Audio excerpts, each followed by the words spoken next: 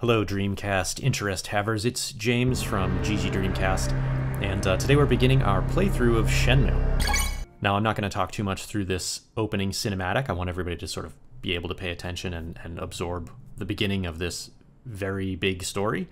But after the cinematic we're going to talk about Shenmue, and throughout the playthrough we'll discuss the game design and some of the systems and some fun trivia around this game.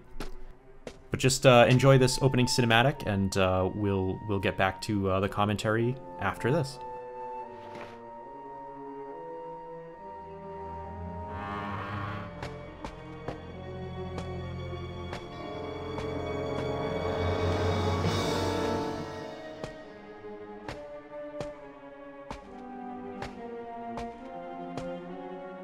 Huh?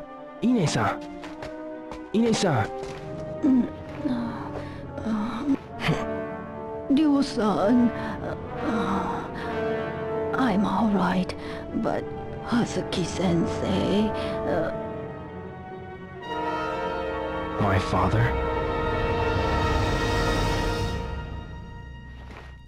Now I know I said I wouldn't speak during the cinematic, but I just want to highlight some things that I think are really well done. The first being that orchestral soundtrack here with the violins building the tension.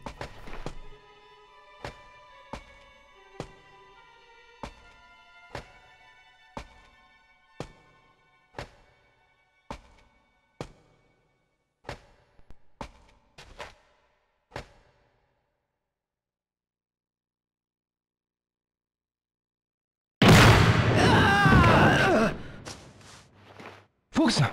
Fukusan! Ryo-san! Fukusan!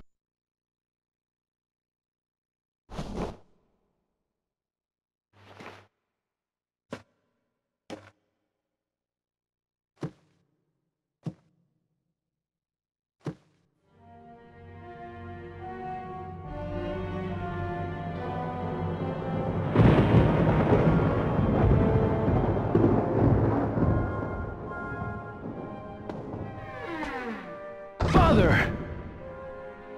Stay back, Ryo. For the last time, where is the mirror? I've no intention of telling you.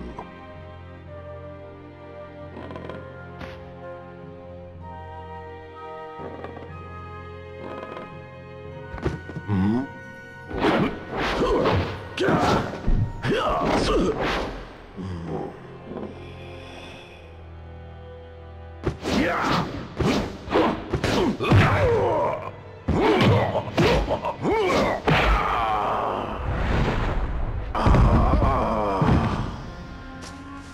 Father! Why?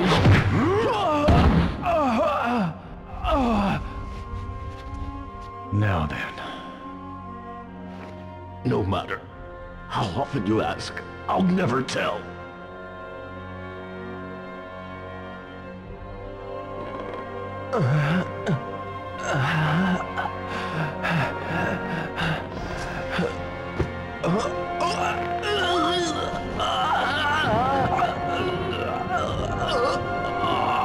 No, don't! hand over the mirror. Or else, your son. Wait! The mirror, it's buried under the cherry tree.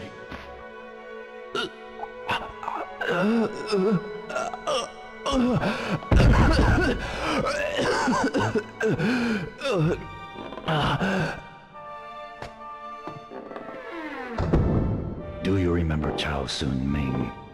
Chao, That's the name of the man you killed in Moon Swoon.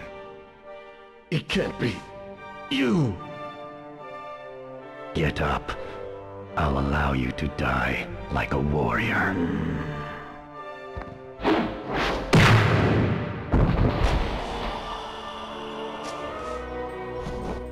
Father!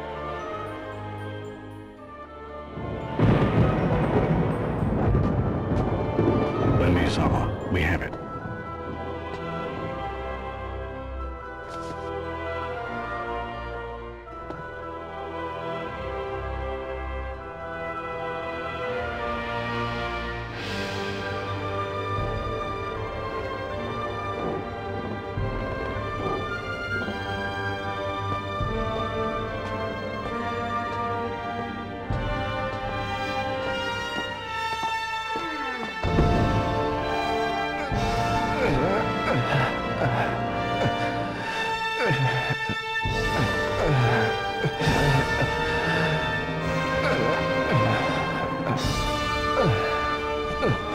Father.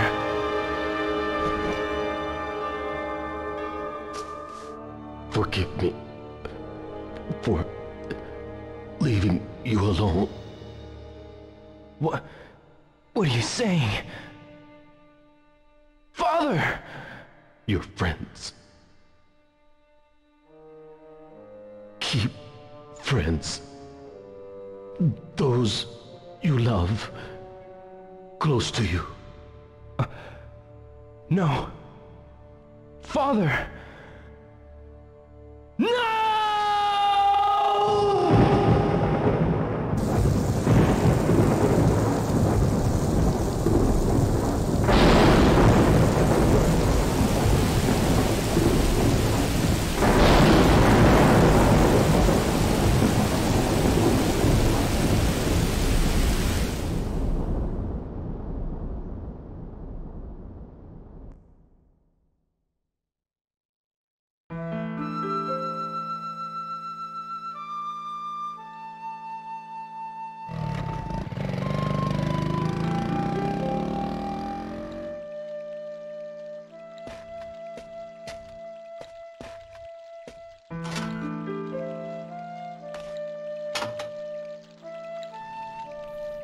This is a letter, as you see, for Hazuki-sensei, For and this letter Hazuki-sensei. has some importance later in the game.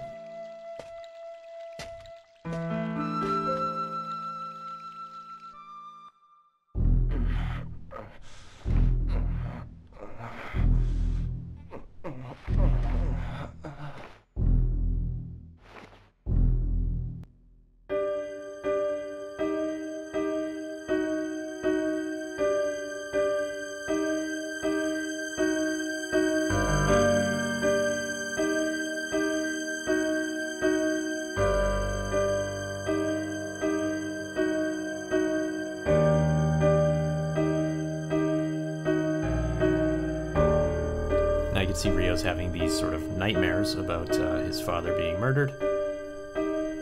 He's been just lying low, sort of healing from his, I guess, wounds from when Landi hit him. Obviously, this is sort of meant to give you the impression that Ryo's sort of struggling here with obviously losing his father, and he's been just laying low for four days now.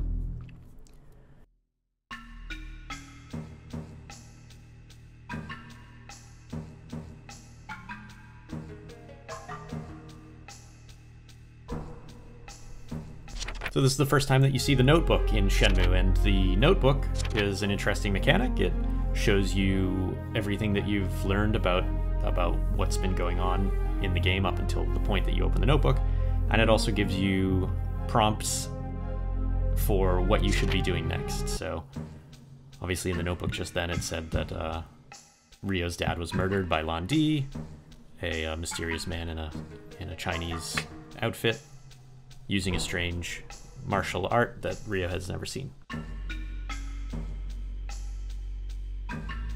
And we wake up in Ryo's bedroom, and we can look around, and the first thing you notice is that Shenmue cassette on the desk. And there are all kinds of little things like that in this game that you can pick up and take with you. Right away, we're going to do that in Ryo's bedroom here, and sort of examine all of the drawers and pick up some stuff. We've got a cassette tape, we've got a cassette player.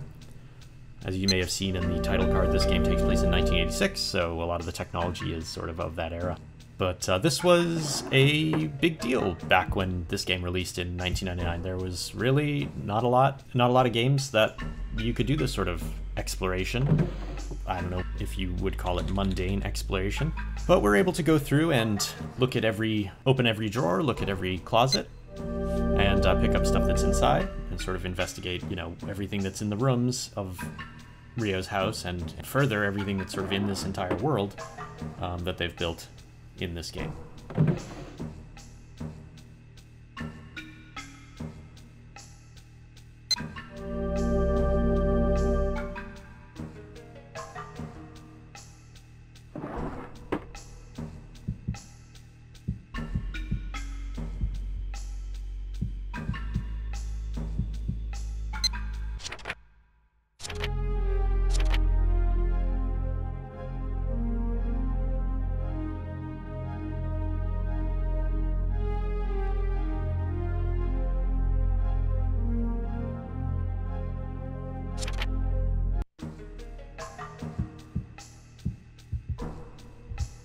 And we're going to see our first, well, another cinematic here, which shows the relationship between Ine-san and Ryo.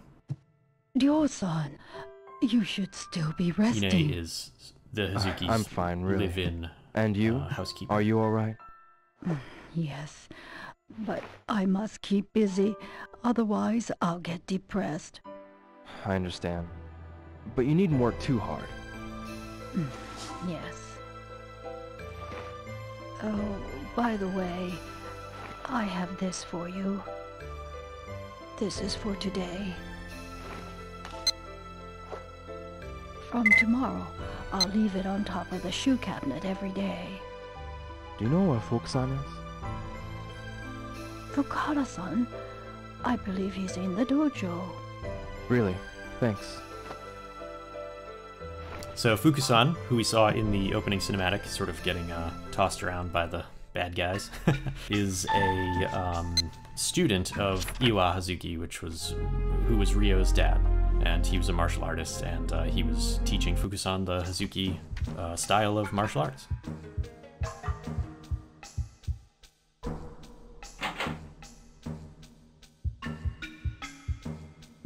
So we're just exploring more of the Hazuki house.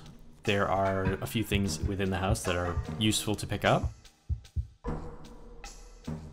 There's also a few things that you can look at which give you flashbacks to events in Ryo's life when he was a kid, and sort of fleshes out the relationship with his father and you know, the importance of the loss that Ryo has just suffered.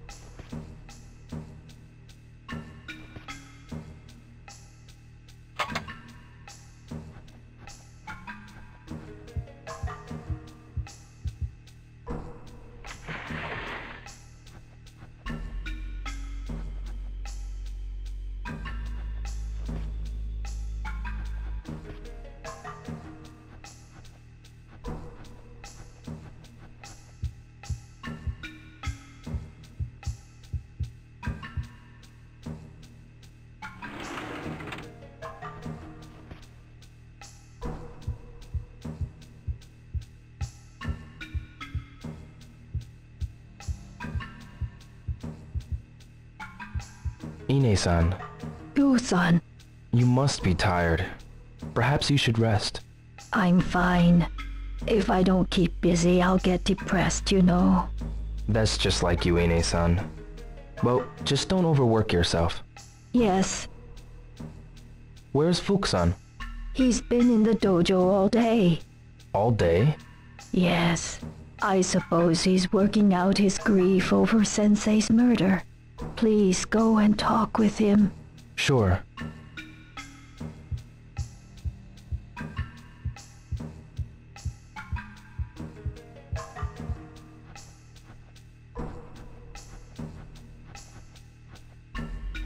In the Hazuki house, you can see there's a bunch of objects that you can interact with. Turn on lights, open up drawers, open up doors.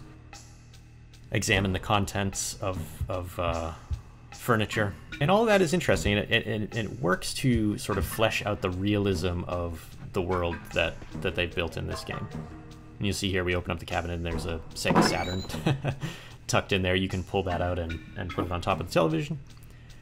And later, you can actually win Sega Saturn games in a raffle in the convenience store, which is very hard to do. I think it's like a 1 in 400 chance. But if you win those, you can actually play them on your TV here at home in the Hazuki Dojo, or Hazuki don't main house, overexert yourself. which is interesting. Yes. And I guess actually I was reading that the the rebuilding of the games that you can play in the arcade and on the Sega Saturn. Ryo's house actually just absorbed tons of resources as far as money and time and energy in the development process. So maybe not the best use of resources, but I appreciate it.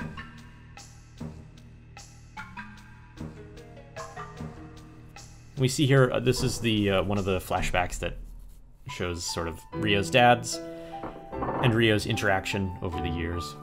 Ryo, while you're still sleeping in bed, farmers are working hard in the fields, carefully picking carrots one by one. So how can you waste them like that? Okay, I'll eat them.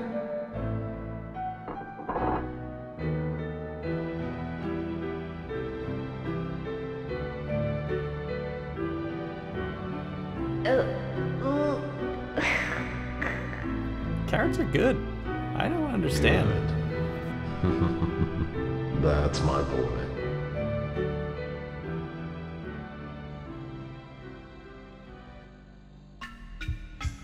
So we are going to get out of this house pretty quick, but I wanted to just quickly zip around and get all of the things in the house that you can get, which are a couple of move scrolls, which will teach Ryo different attacks that can be used in combat, and some of these story elements like the flashback and this letter here that we're about to see.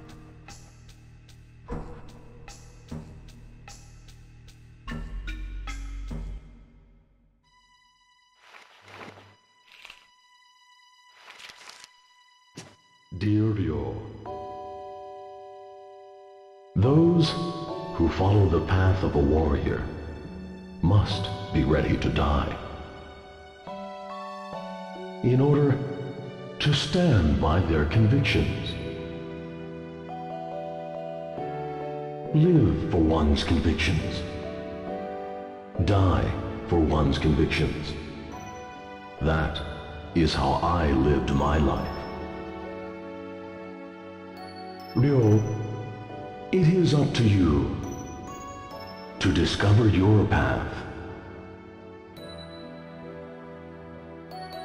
and follow it through. My father must have known that Lan Di was coming.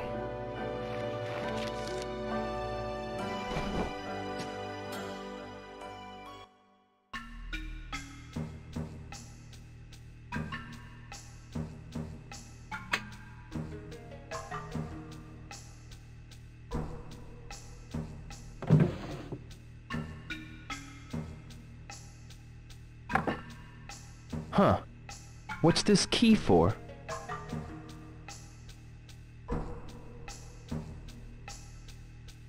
A key? But to what?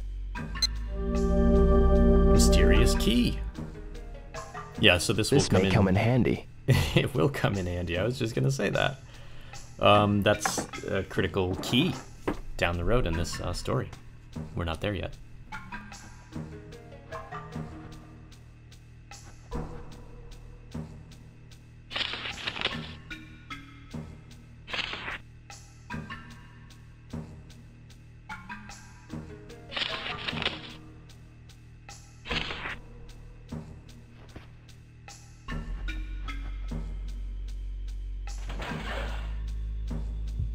So you'll see in this basket there's a move scroll, which we've already gotten 1 or 2 in this playthrough. And when we look at this in our inventory, we can use it to learn a move. This move is Twin Blades.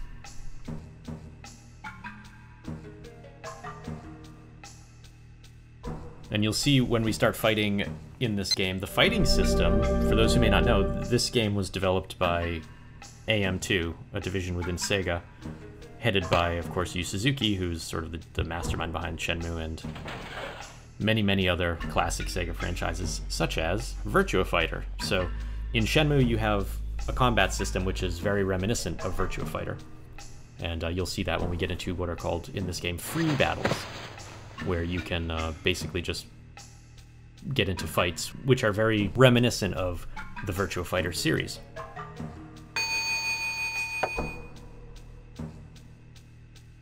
I will get them, Father.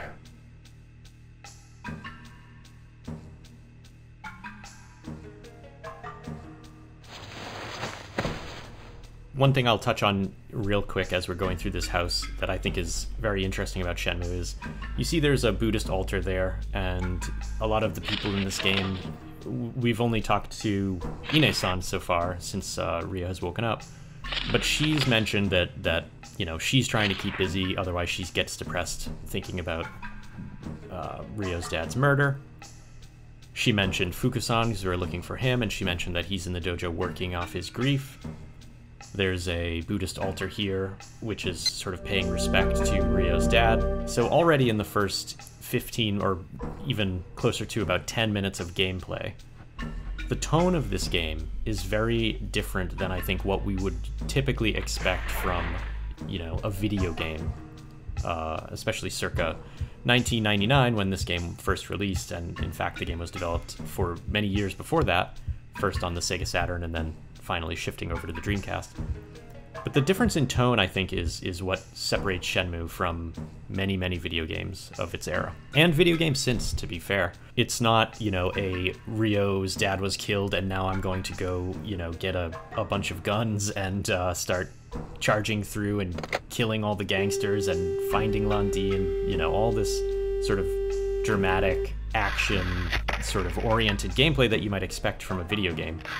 It's very much a realism simulator. It's, you know, these people, these characters in the game are grieving over a death of someone close to them. They're all sort of lost. They don't know what to do. They don't know what to do with themselves. And you'll see that sort of theme repeated over and over again as we play through this whole game. That, you know, this is a real person who is going through a real tragedy and trying to find his way in a real world. Now, right now, we're just calling Nozomi, who is Ryo's friend.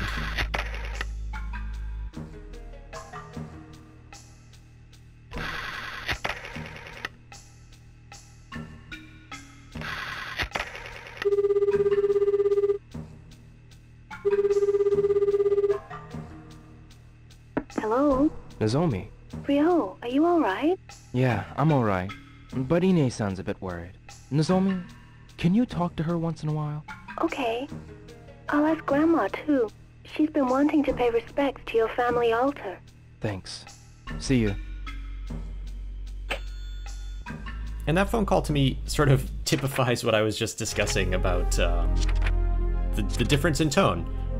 This is a video game, which is often described as a revenge story by people that want to comment on Shenmue, and you take a few minutes if you want. This is optional, you don't have to do it, but if you call your friend Nozomi, what do they talk about? It's not a dramatic conversation, it's not melodramatic, it's how you doing, Ryo? I'm okay. Ine-san's upset. Okay, I'll ask my grandma to talk to her. I mean, that is... It is so atypical of what we would expect from a AAA big-budget video game, right? And I just think it's interesting. And I'll probably mention it a bunch more times during this playthrough, so I apologize if you get tired of hearing me wax poetic about the tone of Shenmue, but I think it's just so unique, and certainly for its time was unique. And I think it's worth mentioning. So now we're outside Ryo's house. We're going to, I know that there's another flashback scene here at the cherry tree, so we're going to go try to activate that. I couldn't remember if it was looking at the tree that made the flashback happen, or reaching a certain point, and then I realized it was, you know, 3 steps further would activate it, so here we go.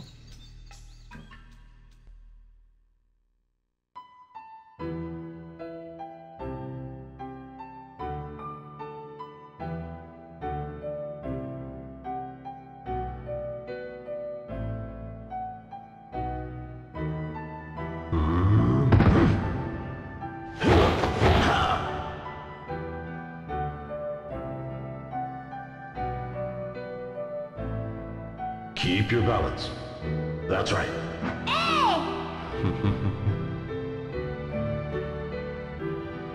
Now listen.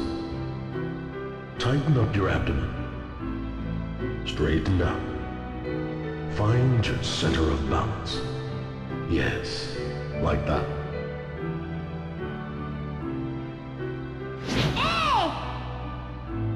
Yes, good.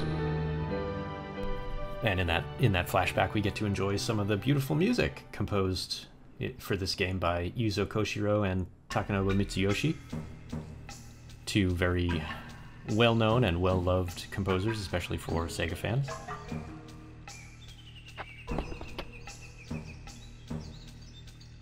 Now just take a minute here to look around and enjoy this scenery. I've heard people say the graphics in Shenmue do not hold up today. I don't agree with that. I think they hold up really well. I don't think that's just nostalgia talking. I think this is a very artfully created game, and I think it looks good. I'm playing this on original Dreamcast hardware. There is the Shenmue 1 and 2 HD collection, which was released, I believe, in 2018. You can get that on PlayStation 4, Xbox, and Steam for PC. So yeah, you can get a quote better looking unquote version of Shenmue if you want, or you can play it on original Dreamcast hardware, which is what I'm doing here. Now we could see Fukusan inside sort of meditating at the dojo. We're gonna go in and talk to him, and we'll launch into another early cinematic.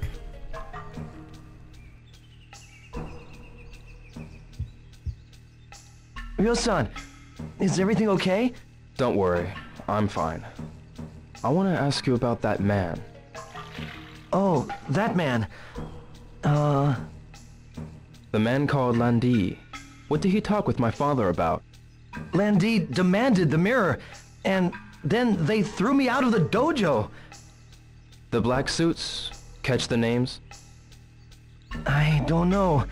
They came out of nowhere. I see. Thanks, Fukusan. If you remember anything at all, be sure to tell me. Ryo-san, why? What you gonna do?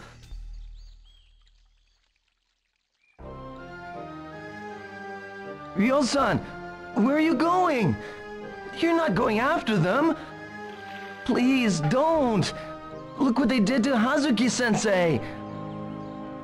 They killed my father, right in front of me. I will have my revenge. I need to do this for my father.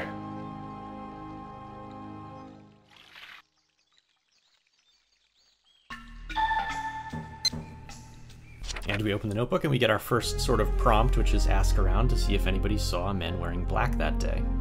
So that's a big part of the game mechanic of Shenmue, is going around and sort of asking the NPCs within the town and the neighboring areas questions about what you're seeking, which is at different times of the game, different things, different people, different places, things, and sort of piecing together clues and figuring out what your next step is in Ryo's sort of quest to avenge his father.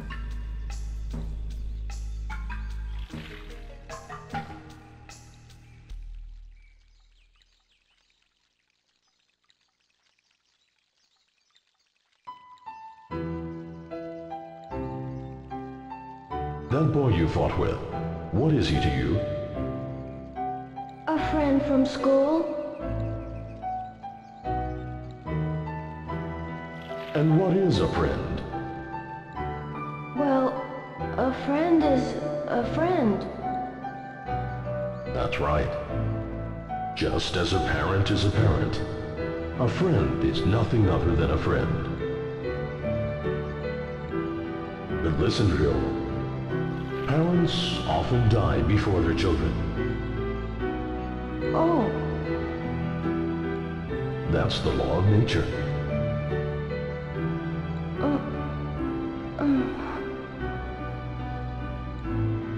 Friends will be there for you even after parents die. So treasure your friends. And friends you can trust are true friends indeed. Understood?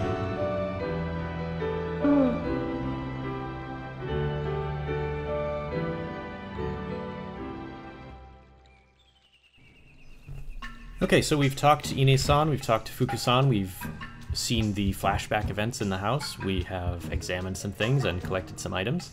And now for the first time we're going to venture out past Ryo's house and dojo into the neighborhood where Ryo's house is, and it's Yamanose. And we're going to start asking around to see if anybody has had noticed on the day of Ryo's father's murder any men wearing black suits or Chinese people or a black car, which is the car that Ryo saw, as you remember from the opening cinematic, parked outside of his house.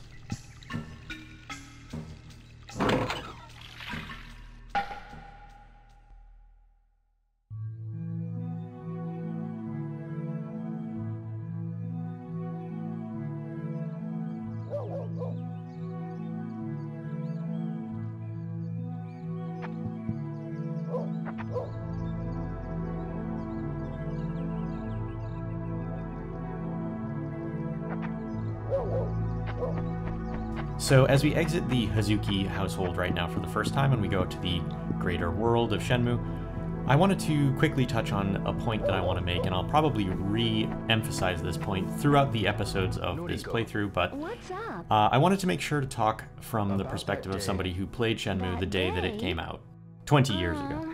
It's a long time ago. And the point I want to make real quick is that the world now is a lot different than it was 20 years ago. And the importance of Shenmue when it released is really hard to overstate. This game did things that no other game did. It allowed us to live a life that we couldn't really find in any other video game, and provided a level of detail that we just had not seen up to that point.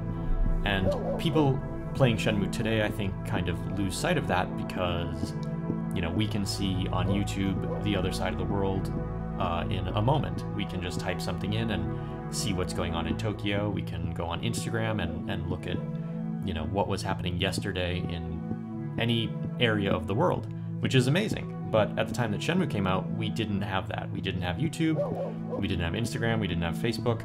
If you wanted to see what life was like in Japan, you went to a bookstore and you got a travel guide to Japan. So Shenmue really was groundbreaking. I think that gets lost when we're talking about it today because, you know, time has moved on. But at the time, there was nothing like Shenmue.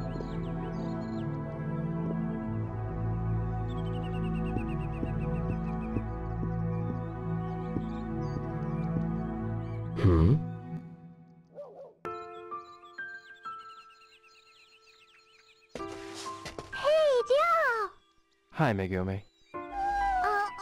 You got a kitten in there? You promised not to tell my mommy. Sure. Okay, then I'll show you. Is this your kitten? But this kitty, see? She's all alone. All alone? Yep. See, the other day, when it rained, a car ran over her mommy. My big sister saw it. She said it was a big black car. A black car? Yeah, and she said it was really scary. And then me and Sis, we buried the mommy cat. And so now, I can be the kitty's mommy. But Mommy says we can't keep the kitten at home.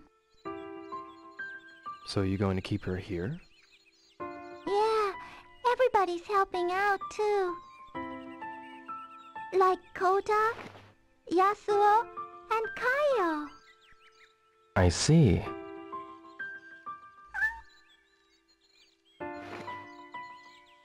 Kitty don't look so good. Think she's hungry?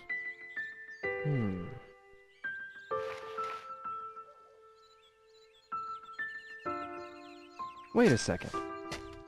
Okay.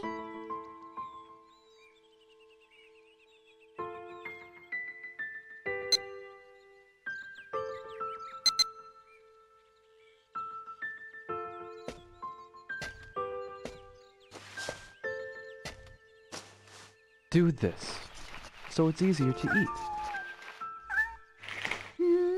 Wow, she's eating!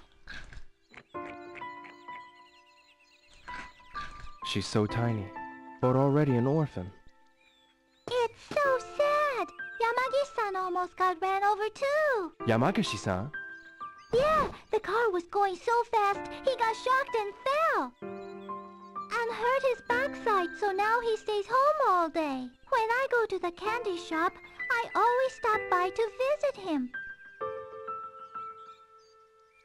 Yeah, it's close by there. Megumi, you need to be careful around cars too. Yes. Well, I've got to go now. But wait! We gotta think of a name for the kitty! Oh, well, when I think of a good one, I'll let you know. You promise? Bye-bye, y'all! Bye-bye.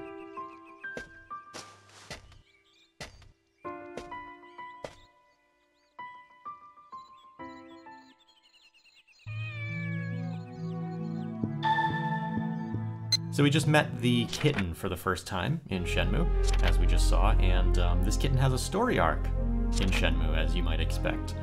We were just told by Megumi, the little girl who's taking care of the kitten, that the kitten was found on the day of Ryo's father's murder, and the mother of the kitten was killed by the same people who killed Ryo's dad. So there's a obvious metaphor there. People that have commented on Shenmue have targeted this kitten in this game and sort of said that the whole scenario is ludicrous, that if someone had their father murdered in front of them, they wouldn't take time to help a kitten. They would be singularly focused on revenge. Ryo would never, take the time out of his day to take care of this kitten, when in fact, when somebody suffers a tragedy and a loss, like Ryo has, they're often feeling lost and unsure of what to do, and I think sort of latching onto something that you can take care of and something that you can relate to is exactly what would happen. So I think it again is a great example of the sort of realism of Shenmue's storytelling. Excuse me. Yes? What's this nameplate say? It says Tajima. Does it?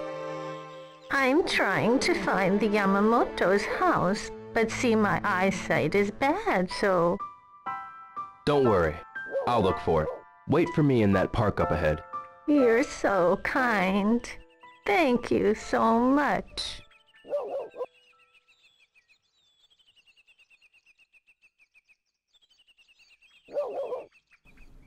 So now we get our first little quest here. Quests are handled a little differently in this game. It's not like you go up to a guy with an exclamation point above his head and you get a quest and then you can go to your quest menu. It's just that you talk to people and people might mention something to you, and if they mention something to you that might be interactable or something that you can influence, that note might appear in your notebook. So we've talked to a woman. She's looking for a certain person's house in this little neighborhood, and we're going to try to find the house. We can read the little name cards next to the house and find the one she's looking for, and once we find it, we can then return to the woman, and we've just found it, and then we can go return to her and tell her, hey, this is the house that you were looking for.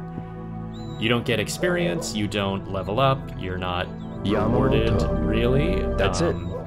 Guess I'll go get that lady. For completing these quests, if you can call them quests, but you do, sometimes you will get additional notes in your notebook, which might lead you to the next sort of conversation, which might lead you to the next clue, which might lead you to the next person that you need to talk to on your journey towards finding the truth about what happened and finding the ultimate goal, I guess, which is revenge. But you'll see that sort of lightness in game mechanics later on in the game too, whenever you're learning a new move. Hello. Like many video games would say, like, oh, here's a new move. To do it, press forward, A, right? Well, Shenmue doesn't do that. When you learn a new move in Shenmue, black suits and black the person that's training you might say, take a step forward and then punch. And so you need to press forward and then use the punch button. But they never reference directional pads or buttons or anything like that. And I think that, again, sort of points to the realism that the creators of this game were intending.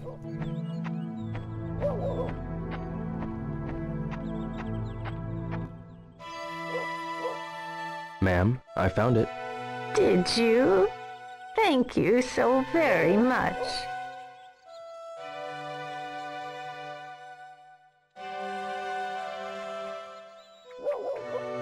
This is it. Thank you for taking the time to help me, young man. I have to go now. There are so few helpful young people these days. And you'll notice here that time is passing. You can see the watch on the bottom right as time goes by. The environment changes, of course. The sun sets, stars come out, lights come on. There's weather in this game. Some days it rains, some days it snows, some days it pours, some days it's foggy, some days it's overcast.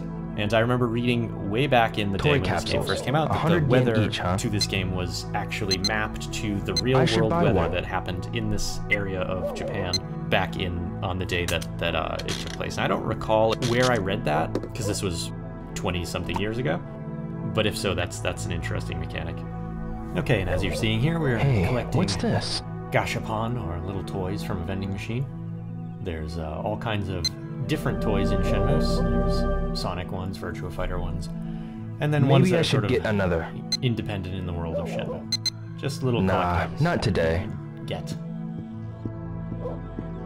This is Ryo's friend. Now Yuki. I talked to him from over his right shoulder, and he's kind of breaking his neck to talk to me, but hey, I'm sure he'll be fine. Okay? Yeah, but hey, on that day, did you see any men wearing black suits? Black suits? No, I sure didn't. I see. Any idea who might know about those men in black suits? Maybe Sakuragaoka Gossip Gaggle might know something. You know how they're always yakking over near the payphone. Try asking them. Good idea.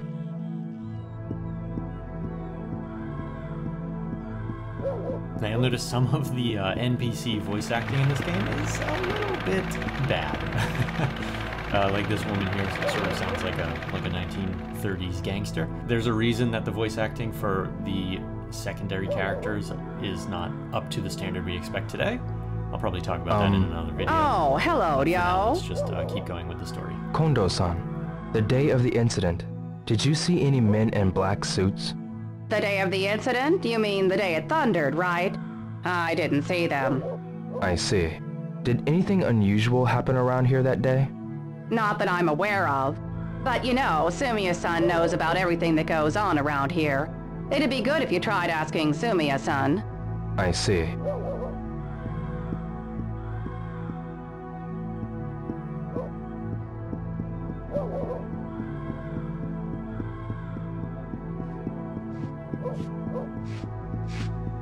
Sumiya-san. Hi, yo.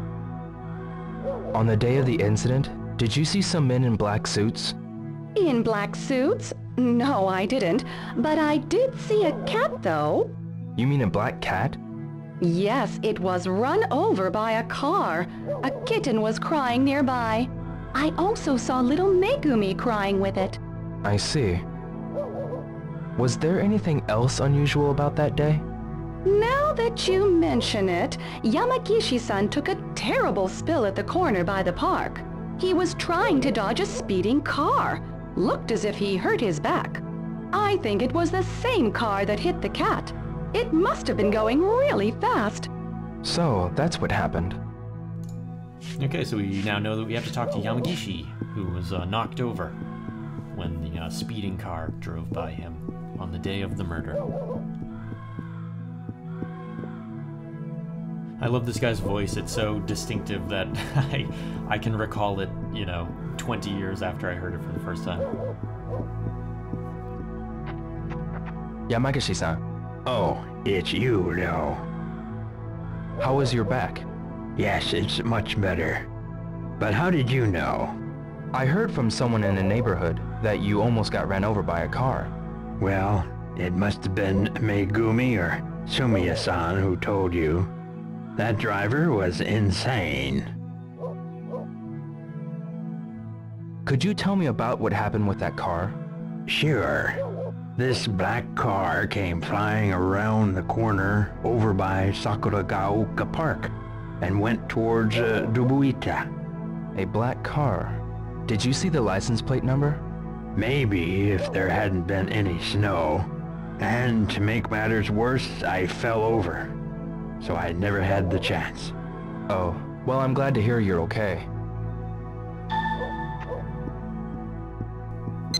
Okay, so now we get our note that the black car went towards Dobuita, which is sort of like the larger town that Rio's neighborhood is in.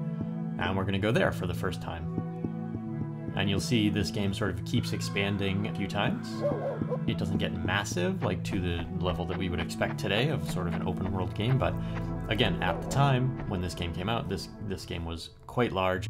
And more important than the size was, I guess, the depth. There was a lot of detail packed into a concise area. And that's what set Shenmue apart. Well, one of the many things that set Shenmue apart from a lot of games of the time, and something that I think still sets it apart from a lot of games today, was just sort of the level of detail poured into every inch of this world that they built.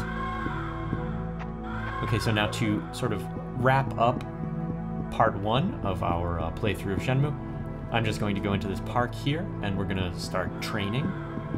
This is one of the ways that you level up your abilities, your sort of Virtua Fighter-esque move set that you can use in free battles throughout the game.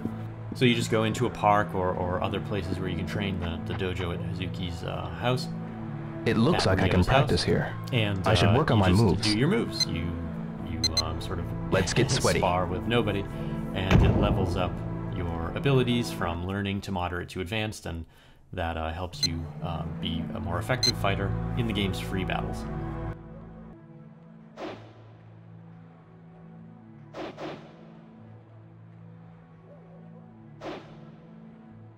So I'll just spend the next few minutes here training in the park, but while I'm doing that, I just want to thank you for watching this first part of our Shenmue playthrough.